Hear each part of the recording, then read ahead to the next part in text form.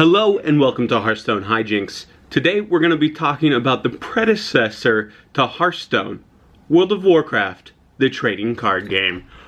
Woo! That was a lot of cards. Alright, as I sit in a pile of cards, we're going to talk about the similarities and differences between the two games. And you'd be surprised to see how different, or maybe how similar, the two games are. World of Warcraft, the card game, came out just under a year after World of Warcraft. And just like Hearthstone, you used a hero with some supporting cards to defeat your opponent. Unlike Hearthstone, the trading card game allowed you to pick between a lot of different heroes. For each class, you had many different heroes with many different attributes, and it included the Death Knight.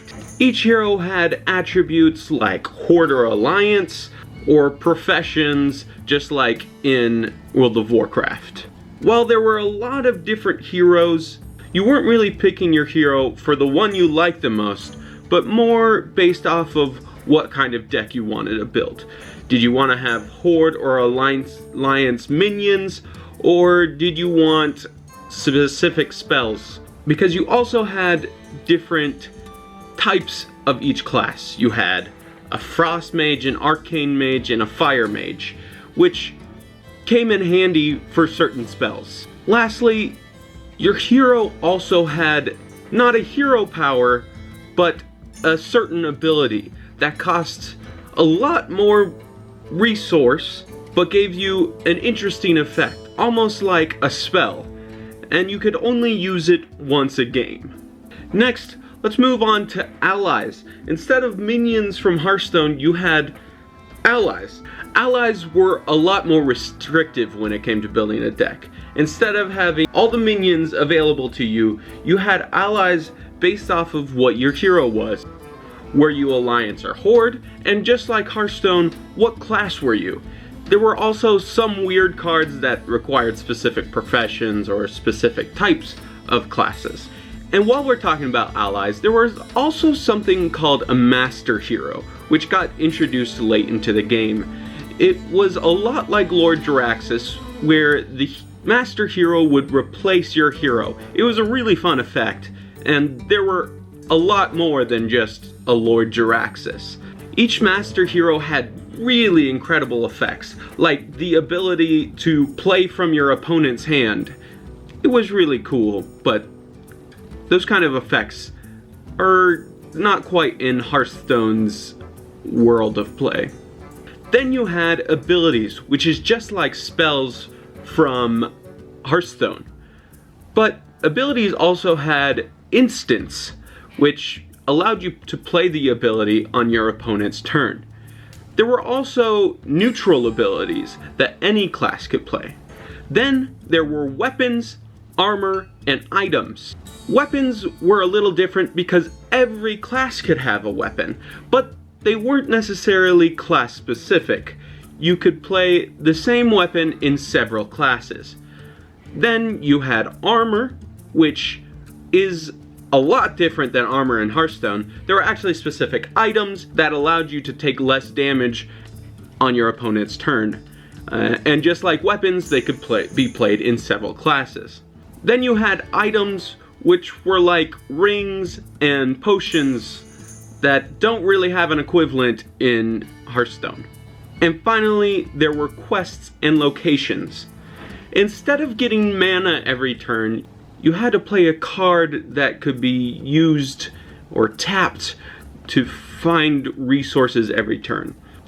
You could just play any card face down to be used as a mana, or you could play quests or locations.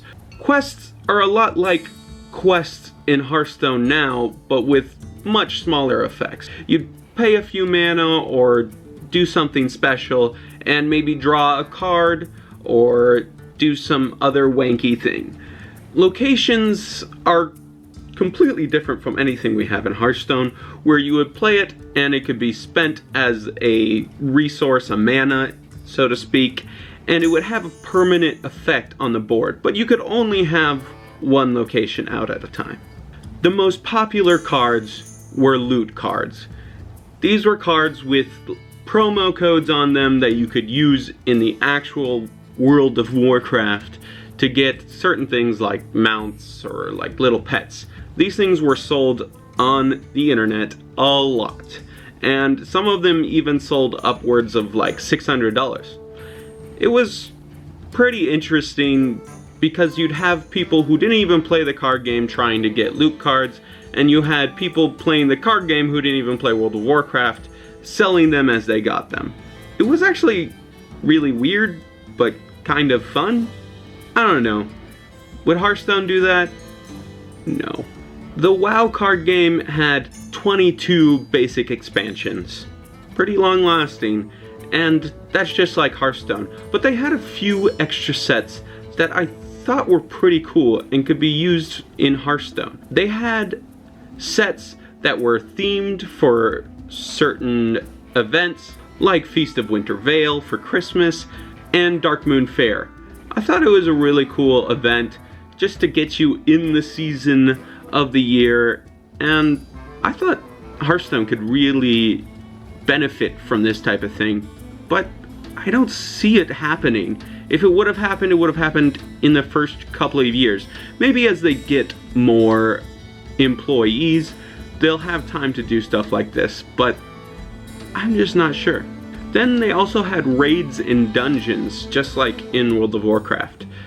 This was really fun because it was kind of a mix of a card game and D&D, where one person would play the raid boss, and then 3 to 5 people would fight that raid boss. Kind of like what we have in Hearthstone, but in Hearthstone you're playing single player. And I think it would be fun to experience something like this in Hearthstone, but it would take a lot of work, and it might not be fun to wait for your turn for 5 turns. I don't see it happening, but I'd be excited if it came around. One thing I forgot to mention was one of the lead developers was our very own Brian Kibler. Pretty interesting. What if he was developing Hearthstone right now? What would the difference be? While I clean up these hundreds of cards around me, make sure to subscribe and you'll see a few more of those videos and a bunch of Hearthstone videos. I'll see you later.